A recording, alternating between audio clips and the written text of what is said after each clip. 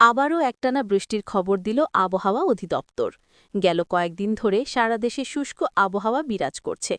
দেশের বেশ কিছু অঞ্চলের আকাশ আংশিক মেঘলা থাকলেও তেমন বৃষ্টির দেখা মেলেনি। তবে এবার সুখবর, আগামী মঙ্গলবার থেকেই সারা দেশে একটানা বৃষ্টি হতে পারে বলে জানিয়েছে বাংলাদেশ আবহাওয়া অধিদপ্তর। সোমবার প্রকাশিত পূর্বাভাসে বলা হয়েছে, সন্ধ্যা ৬টা থেকে পরবর্তী ২৪ ঘণ্টায় খুলনা, বরিশাল ও চট্টগ্রাম বিভাগের দু-একটি স্থানে বৃষ্টি বা বজ্রসহ বৃষ্টিপাত হতে পারে। তবে দেশের অন্যান্য এলাকায় আংশিক মেঘলা আকাশসহ আবহাওয়া শুষ্ক থাকতে পারে। এ সময় সারা দেশে দিন ও রাতের তাপমাত্রা প্রায় অপরিবর্তিত থাকবে।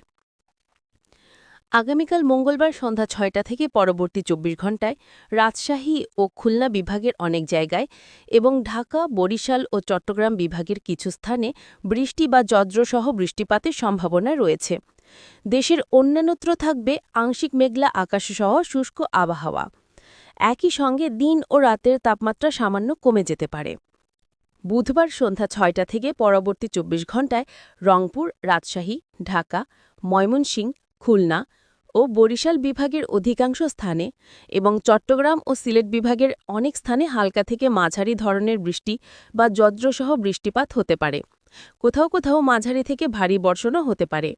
এ সময় সারা দেশে দিন ও রাতের তাপমাত্রা ১ থেকে ৩ ডিগ্রি সেলসিয়াস পর্যন্ত কমে যেতে পারে। বৃহস্পতিবার সন্ধ্যা ৬টা থেকে পরবর্তী ২৪ ঘণ্টায়ও একই ধরনের আবহাওয়া বিরাজ করবে।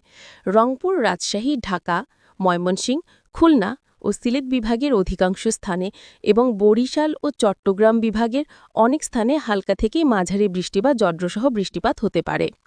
দেশের কিছু অঞ্চলে মাঝারি থেকে ভারী বর্ষণ হতে পারে। এ সময়ও তাপমাত্রা সামান্য হ্রাস পেতে পারে বলে জানিয়েছে আবহাওয়া অধিদপ্তর। আবহাওয়া বিশেষজ্ঞরা জানিয়েছেন, এই একটানা বৃষ্টিপাত দেশের তাপমাত্রা কিছুটা কমিয়ে আনবে এবং দীর্ঘ শুষ্ক আবহাওয়ার পর স্বস্তি বয়ে